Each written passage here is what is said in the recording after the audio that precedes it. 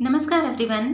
College शिक्षा विभाग राजस्थान ज्ञान दूत कार्यक्रम 2.0 में मैं डॉक्टर चंद्र कंवर, सहायक आचार्य समाजशास्त्र, आप सभी का स्वागत करती हूँ। आज की हमारी क्लास का डिस्कशन का टॉपिक है वैश्वीकरण या भूमंडलीकरण। तो आइए आज की क्लास में हम ग्लोबलाइजेशन के विभिन्न पक्षों को समझने का प्रयास करते हैं। वैश्वीकरण या भूमंडलीकरण कोई नई अवधारणा नहीं है। प्राचीन समय से ही विश्व के जो समाज हैं, जो देश हैं, वे एक दूसरे से अंतःक्रिया करते आए हैं, आदान प्रदान करते आए हैं। उनमें पारस्परिकता रही है। अंतर है तो सिर्फ डिग्री का। वर्तमान समय में जो वैश्विक समाज है, वैश्विक अर्थव्यवस्थाएं हैं, राजनीतिक व्यवस्थाएं हैं, विश्व संस्कृति है, वह एक दूसरे की और अधिक करीब आ रही है। कारण क्या है इसका? इसका कारण है इंफॉर्मेशन कम्युनिकेशन टेक्नोलॉजी और यातायात एवं संचार के साधन। आज आप ब्रेकफास्ट इंडिया में कर सकते हैं, आप लंच किसी दूसरे कंट्री में कर सकते हैं, से सिंगापुर में, और आप डिनर किसी तीसरे देश में जाकर कर सकते हैं। ये सब संभव हुआ है ट्रांसपोर्टेशन के नवीन साधन, मतलब एरोप्लेन्स की वजह से। तो दुनिया कैसे सिमट गई है, गांव के रूप में कैसे हो गई है। जैसे गांव में एक दूसरे को जानते थे, वैसे अब विश्व में सभी एक दूसरे को जान सकते हैं।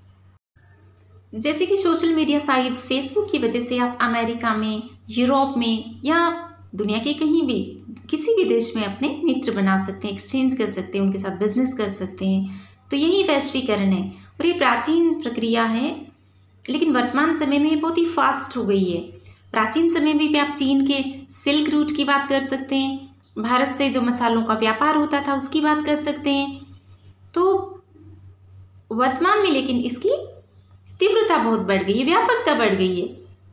तो इस क्लास में हमारे जो उद्देश्य हैं वह है वैश्वीकरण की अर्थ में परिभाषा को समझना, वैश्वीकरण की विशेषताओं को डिस्कस करना, वैश्वीकरण के कौन से आयाम है, मतलब कौन से डिफरेंट डायमेंशंस हैं, उनकी चर्चा करना, और दुनिया के समाजों पर या विश्व पर इसके क्या प्रभाव पड़े हैं, उन प्रभावों को समझना, उनका एनालिसिस करना। तो जैसा हमने कहा कि वैश्वीकरण का अर्थ है दुनिया के विभिन्न समाजों में बढ़ती हुई पारस्परिक अंतःक्रियाएं, विश्व के समाजों का एकीकृत हो जाना और उनमें अंतर्निर्भरता का बढ़ना। आज किसी भी देश में कोई घटना होती है, उससे दूसरा देश प्रभावित होता है। अभी आप वर्तमान में यूक्रेन वॉर की बात कर सकते हैं। तो आइए हम देखते हैं कि किस तरह के सवाल आ सकते हैं आपके। तो कुछ पुराने क्वेश्चंस पेपर्स मैंने देखे और कुछ सवाल मैंने आपके लिए यहाँ लिखे हैं। जैसे राजस्थान यूनिवर्सिटी के BA पार्ट 3 के पेपर 2 में जो सवाल आया है 2017 में, वह है mention any 2 elements of globalization, मतलब वैश्वीकरण के कोई भी 2 तत्व बताइए। फिर राजस्थान यूनिवर्सिटी के BA पार्ट 3 के पेपर 2 के एग्जाम 2020 में एक सवाल आया है आपका, 2 मार्क का सवाल है, मतलब short answer type, define globalization, मतलब वैश्वीकरण को परिभाषित कीजिए। अगेन BA पार्ट 3 में 2017 में एक सवाल, ग्लोबलाइजेशन बुक किसने लिखी है, और ये भी सवाल आया हुआ है BA में कि ग्लोबलाइजेशन के कृषि पर क्या प्रभाव पड़े हैं, बताइए। हम IAS एग्जामिनेशन में भी इससे संबंधित सवाल आया, उसको देख सकते हैं, क्योंकि आप में से बहुत से स्टूडेंट्स कॉम्पिटिशन्स की तैयारी कर रहे हैं या फिर आगे जाकर करना चाहते हैं। तो इस तरह के सवाल आते हैं। जैसे IAS 2016 में क्वेश्चन आया है, What extent globalization has influenced the core of cultural diversity in India? Explain. मतलब भारत में जो सांस्कृतिक विविधता है उसके कोर को किस तरह से वैश्वीकरण ने प्रभावित किया है, स्पष्ट कीजिए, एक्सप्लेन कीजिए। वेल स्टूडेंट्स, मैल्कम वाटर्स अपनी बुक ग्लोबलाइजेशन में लिखते हैं, but now just as post modernism was the concept of 1980s, globalization में भी द कॉन्सेप्ट ऑफ 1990s। मतलब जिस तरह से उत्तर आधुनिकता 1980 की अवधारणा थी, उसी तरह से वैश्वीकरण की अवधारणा 1990 की अवधारणा है। और हम ये जानते हैं भारत में भी 1990 की LPG नीति, लिबरलाइजेशन, प्राइवेटाइजेशन और ग्लोबलाइजेशन की नीति की वजह से वैश्वीकरण की प्रक्रिया बहुत तीव्र हुई है, हमारी नवीन आर्थिक नीति की वजह से। और कई बार वैश्वीकरण को सिर्फ एक आर्थिक प्रक्रिया मान लिया जाता है, लेकिन नहीं, वैश्वीकरण की प्रक्रिया आर्थिक, सामाजिक, सांस्कृतिक है। अर्थव्यवस्था, सामाजिक व्यवस्था, राजनीतिक व्यवस्था एक दूसरे को प्रभावित करती है, मानव जीवन अपनी संपूर्णता में है। तो आइए ग्लोबलाइजेशन को कुछ एग्जाम्पल्स के माध्यम से समझिए। कुछ इंटरेस्टिंग एग्जाम्पल्स की फोटो देख रहे हैं कान फिल्म फेस्टिवल की। यहाँ हमारे राजस्थान के कलाकार मामिक खान ने इंडिया का प्रतिनिधित्व किया, इंडियन पैवेलियन का। तो ये ग्लोबलाइजेशन का उदाहरण है। फिर मूवीज देखिए, अवतार, स्लमडॉग मिलियनेयर, पूरी दुनिया ने इसे देखा, लेकिन ये भारतीय पृष्ठभूमि पर बनी है। स्पाइडरमैन को आप देखिए तो किस तरह से बॉलीवुड, म्यूजिक ग्लोबल हो चुके हैं, मतलब ग्लोबल कल्चर एक हो गई है। इसी सोशो कल्चरल क्षेत्र में अगर हम डायमेंशंस में अगर हम उदाहरण दें, सामाजिक सांस्कृतिक क्षेत्र में, तो आईपीएल को आप देखिए, इंडियन प्रीमियर लीग, दुनिया के सभी देशों के खिलाड़ी इसमें होते हैं। फिर हमने फेस्टिवल्स की बात की कि व्हाइट हाउस में दिवाली सेलिब्रेट होता है, तो आजकल वैलेंटाइंस डे सभी लोग मनाते हैं, हम लोग मदर्स डे मनाने लगे हैं, योगा को इंटरनेशनल पहचान मिल गई है, विश्व योग दिवस मनाते हैं हम। आयुर्वेदा को आप देख लीजिए, इंडियन करी सब पसंद करते हैं, बर्गर भारतीय लोग खाते हैं। ऑस्कर्स को देखिए, Nobel prize, Grammy award, Oscars, ये दुनिया के सभी लोगों को उनके क्षेत्र में उत्कृष्ट योगदान के लिए मिलते हैं। तो ये वैश्वीकरण के उदाहरण ही है। ऐसा नहीं है कि अच्छा काम करने पर सिर्फ आपकी सोसाइटी आपको एप्रिशिएट करेगी, विश्व स्तर पर भी आपके काम को सराहा जाएगा, उसको रिप्लिकेट किया जाएगा दूसरे समाजों में, अगर वह बेहतरीन है तो। पॉलिटिकल एरिया में देख लीजिए आप, संयुक्त राष्ट्र संघ, UN जिसे कहें, अभी क्वाड की मीटिंग हो रही है जापान में, आपको मालूम होगा। ब्रिक कंट्रीज की आप बात कीजिए, ब्राजील, रसिया, इंडिया, चाइना और साउथ अफ्रीका, यूरोपियन यूनियन। तो ऐसे पॉलिटिकल ऑर्गेनाइजेशंस बन गए हैं जिसमें कि सरकारें एक दूसरे से डिस्कस करती है पॉलिसीज को, पारस्परिक निर्भरता है। और यूनाइटेड नेशंस एक अंतर्राष्ट्रीय संगठन के रूप में वैश्विक राजनीतिक गतिविधियों की दिशा तय करता है। फिर पर्यावरणीय मुद्दे भी आजकल ग्लोबल हो गए हैं, जैसे कोविड-19। यह बीमारी चीन में हुई, लेकिन चीन से दुनिया के सभी देशों में फैल गई। कारण है कि आजकल लोग हैं वो एक दूसरे देश में आते जाते हैं, हवाई जहाज की वजह से, कामों की वजह से। एक देश के नागरिक दूसरे देश में जाकर जॉब करते हैं, बिजनेसेस करते हैं, तो इससे डिजीज भी फैली। क्लाइमेट चेंज या ग्लोबल वार्मिंग की बात करें तो ग्लोबल वार्मिंग है, वो ग्लोबल वार्मिंग है मतलब पूरे ग्लोब को गर्म कर देती है वो। इस तरह की पर्यावरणीय दशाएं, कोई एक देश हवा को, पानी को, बरसात को रोक कर नहीं रख सकता। एक देश ने अगर प्रदूषण किया है, कार्बन इमिशंस किए हैं, तो वातावरण में सब जगह फैल जाते हैं। तो प्रॉब्लम्स हैं वो भी ग्लोबल हो गई और इसका नुकसान भी है। देखिए, कई बार अमेरिका जैसे पूंजीवादी राष्ट्र औद्योगिक उन्नति के लिए, प्रगति के लिए, इकोनॉमिक डेवलपमेंट के लिए इतना प्रदूषण करते हैं कि भारत जैसे विकासशील देश विकास में भी पिछड़े हुए रह जाते हैं और उनको उनके द्वारा किए गए कार्बन इमिशंस को भुगतना पड़ता है। गलती वो करते हैं और नुकसान शेष वैश्विक समुदाय को होता है।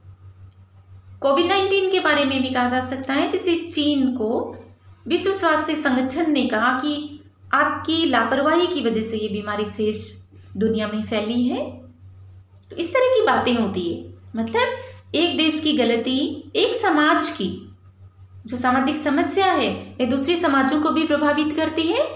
हाल ही में देख लीजिए आप यूक्रेन वॉर, यूक्रेन युद्ध, जैसा कि अमेरिका के प्रेसिडेंट जो बाइडेन ने कहा, सिर्फ रसिया और यूक्रेन के मध्य नहीं है, इससे दूसरे देश भी प्रभावित हुए हैं। और हम ये जानते हैं इस युद्ध की वजह से भारत में किस तरह से पेट्रोलियम प्राइजेस बढ़े और फ्यूल प्राइजेस बढ़ने की वजह से महंगाई बढ़ी है और हमारे देश के नागरिकों का जीवन इससे प्रभावित हुआ है।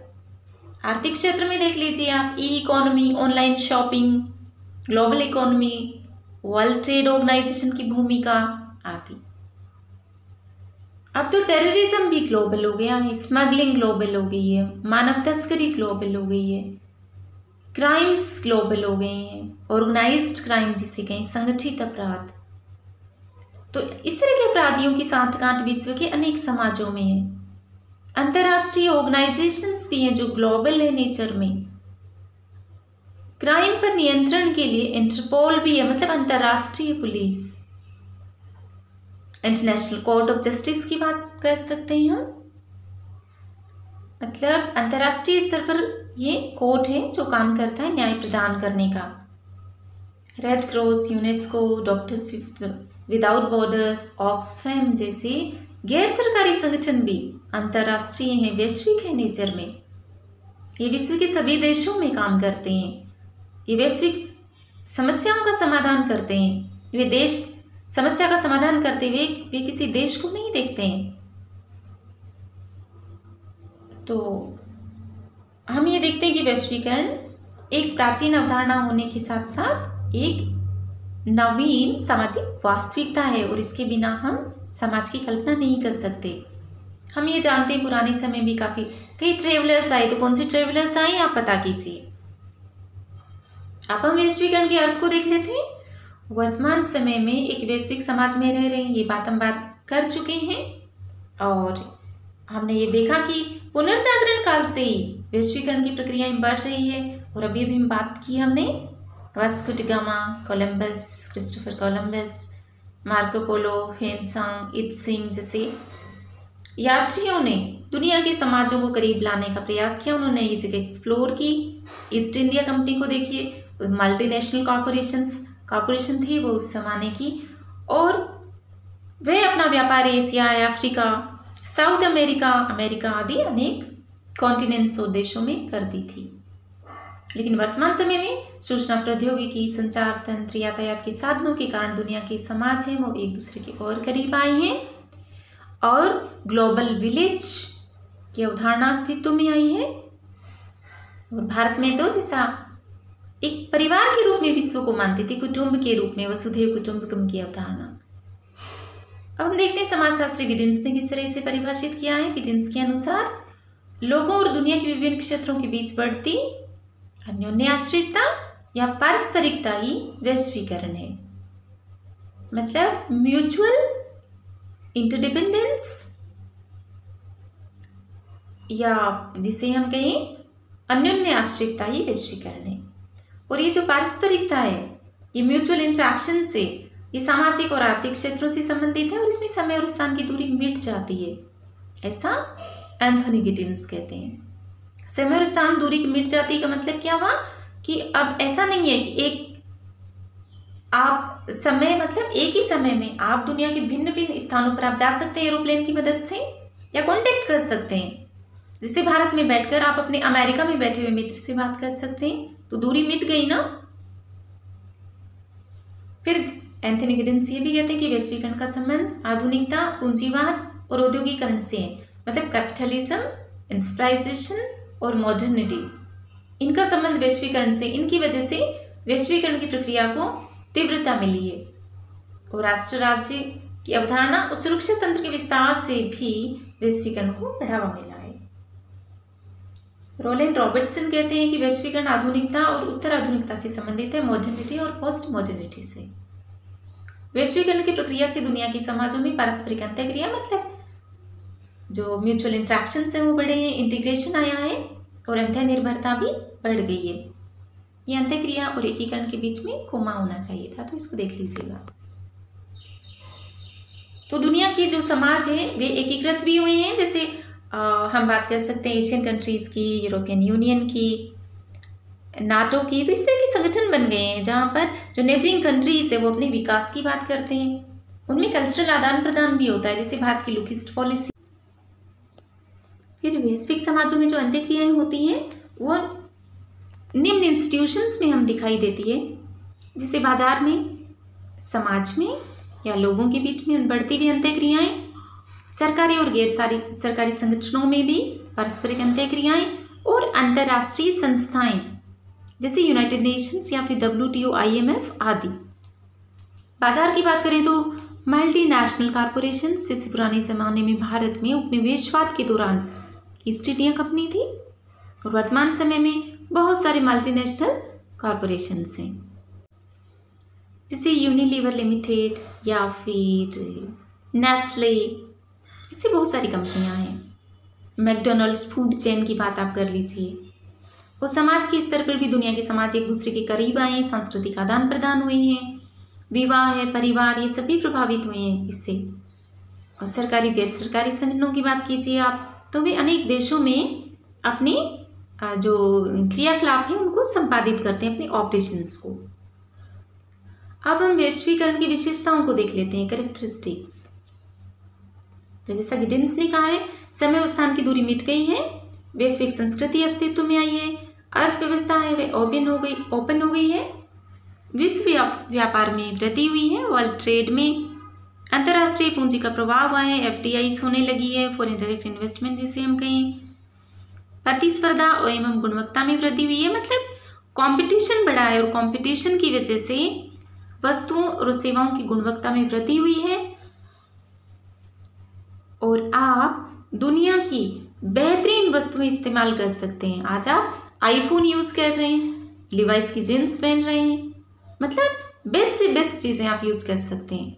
और दुनिया में भारत से उसकी आयुर्वेदा, योगा, टेक्सटाइल, ज्वेलरी आदि को शेष दुनिया के लोग यूज़ करते हैं।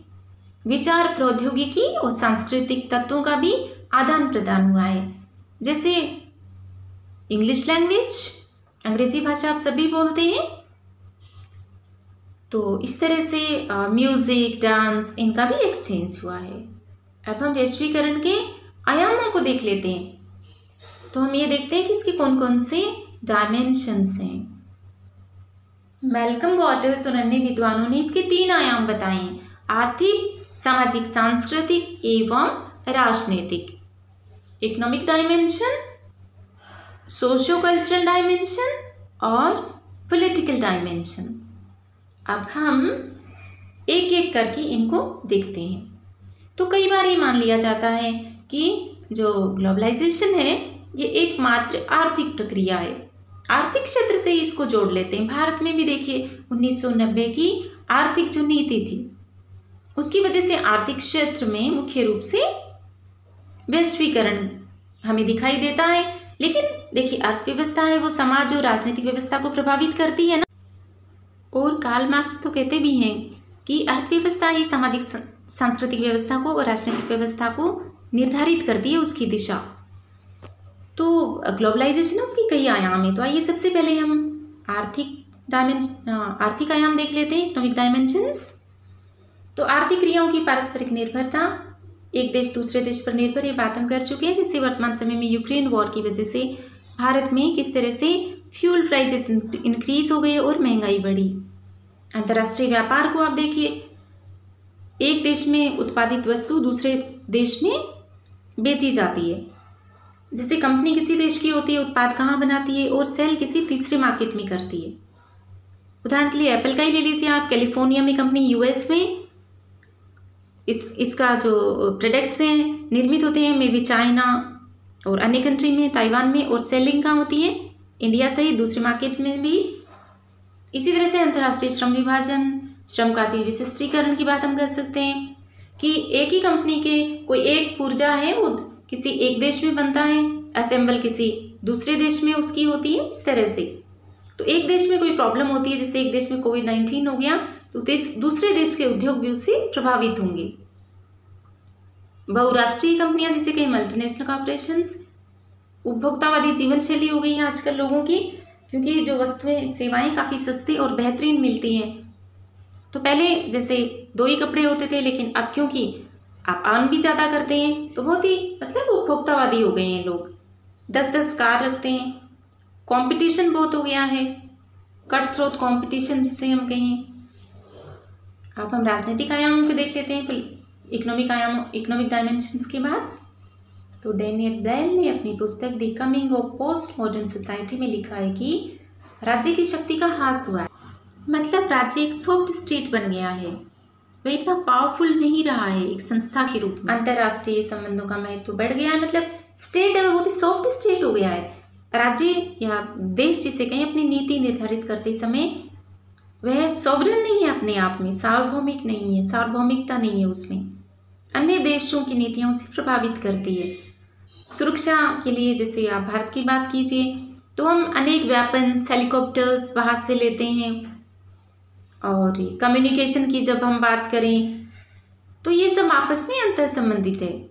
United Nations, European union, NATO की बात करें, ब्रिक कंट्रीज की बात करें, युद्ध भी अब तो वैश्विक हो गए हैं, अंतर्राष्ट्रीय संधियां होती है।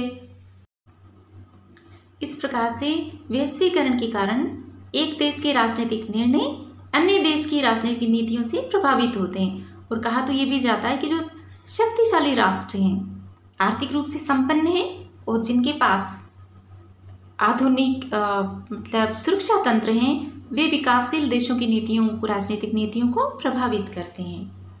उन तो जो विश्व के देश हैं उनमें राजनीतिक एकीकरण और राजनीतिक पारस्परिक निर्भरता बढ़ गई है वैश्वीकरण की वजह से। अब हम सामाजिक सांस्कृतिक क्षेत्र में वैश्वीकरण को देखते हैं। तो आप सभी सोशल मीडिया तो यूज़ करते हैं, इंस्टाग्राम की वजह से आप दुनिया में कहीं भी अपनी प्रतिभा दिखा सकते हैं। फेसबुक से आप अमेरिका, यूरोप, साउथ अमेरिका कहीं भी अपने मित्र बना सकते हैं, अपना नेटवर्क बढ़ा सकते हैं। पबजी खेलते हैं दुनिया के कोई भी लोग, और गंगनम स्टाइल डांस की आप बात कीजिए तो ये वैश्विक हो गया था। इसी तरह जस्टिन बीबर, शकीरा के गाने आप सुनते हैं। दूसरी तरफ राजस्थानी कलाएं, फोक म्यूजिक, इनका भी अंतर्राष्ट्रीयकरण हुआ है। ये भी कहा जाता है कि कुछ कल्चर हैं वे बहुत ही डोमिनेटिंग हो गए, जिन्हें हेजीमोनी कहें। अमेरिकन कल्चर, कॉस्मोपॉलिटन, मनोरंजन की बात हम कर सकते हैं। दूसरी तरफ ब्रेक्जिट ऐसी प्रक्रियाएं भी हो रही है, मतलब अपनी राष्ट्रीय अस्मिता, राष्ट्रीय पहचान के लिए कुछ राष्ट्र एग्जिट भी हो रहे हैं अंतर्राष्ट्रीय संगठनों से, जिससे ब्रेक्जिट से ब्रिटेन का हटना ब्रेक्जिट के माध्यम से। अब हम वैश्वीकरण के प्रभावों को देख लेते हैं। तो वैश्वीकरण के सकारात्मक प्रभाव देखते हैं तो बेहतरीन उत्पाद सेवाएं मिलती है, मतलब आपको बेहतरीन प्रोडक्ट्स आप खरीद सकते हैं भारत में बैठे हुए दुनिया के किसी भी कोने से। जैसे आप मोबाइल फ़ोन यूज़ करते हैं ना, एप्पल जो अमेरिकन कंपनी है, सैमसंग जो कोरिया से है। कहने का मतलब हुआ कि आप अंतर्राष्ट्रीय ब्रांड्स को यूज़ कर सकते हैं अपने देश में बैठकर, बेहतरीन चीज़ें आप ले सकते हैं। इसी तरह से सेवाएं भी, आप हार्वर्ड, कैम्ब्रिज यूनिवर्सिटी से ऑनलाइन कोर्सेज कर सकते हैं, ऑनलाइन लेक्चर सुन सकते हैं। फिर गांव है, मतलब विश्व है वो गांव बन गया है, वैश्विक गांव, ग्लोबल विलेज। जैसे विलेज में एक दूसरे को हम सब जानते हैं, उसी तरह से आप इंटरनेट के माध्यम से दुनिया के किसी भी देश में किसी भी व्यक्ति से बात कर सकते हैं, ट्रेड कर सकते हैं, चर्चा कर सकते हैं। बहुसंस्कृतिवाद मतलब संस्कृतियों का आदान प्रदान हुआ है। भारत में जहाँ गर्ल्स वेस्टर्न क्लोथ्स पहन रही है, वहीं वेस्ट के लोग योगा को फॉलो कर रहे हैं, आयुर्वेदा को फॉलो कर रहे हैं।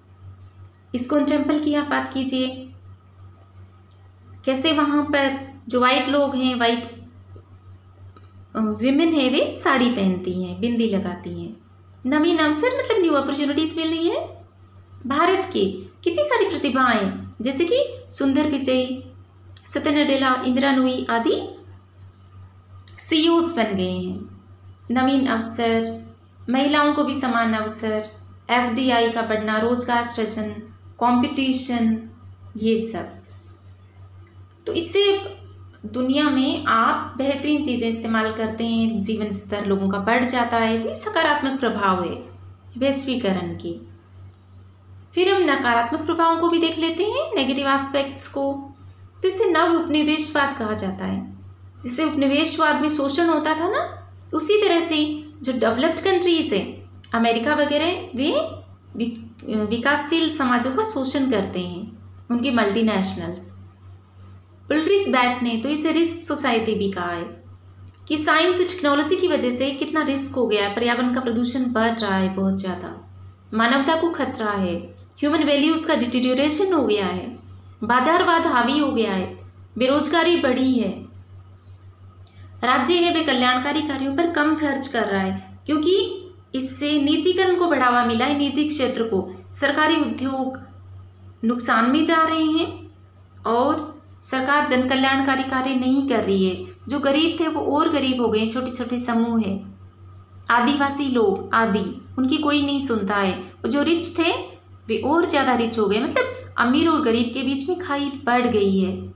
विदेशों पर निर्भरता बढ़ गई है देशों की, कृषि क्षेत्र की भी उपेक्षा हो गई है, प्रदूषण बढ़ा है, उपभोक्तावादी संस्कृति और विलासिता की वस्तुओं का लोग ज़्यादा इस्तेमाल करने लगे हैं। तो हम ये देखते हैं कि वैश्वीकरण के सकारात्मक और नकारात्मक दोनों ही प्रभाव है, लेकिन वैश्वीकरण सामाजिक परिवर्तन की एक प्रक्रिया के रूप में अपरिहार्य है और इसे हम रोक नहीं सकते। और विश्व समाज अब उस स्तर पर आ गया है कि इन प्रक्रियाओं को सही दिशा में, सही तरीके से, सही नीतियों के साथ संचालित करना ज़रूरी है। विकासशील देशों के हितों की रक्षा करना भी ज़रूरी है। तो आई होप आपको समझ में आया वैश्वीकरण का अर्थ, परिभाषा, विशेषताएं, इसके आयाम और इसके प्रभाव। तो अपने नोट्स बनाइएगा और जो क्वेश्चंस मैंने लिखे उनको सॉल्व कीजिएगा। So thank you so much.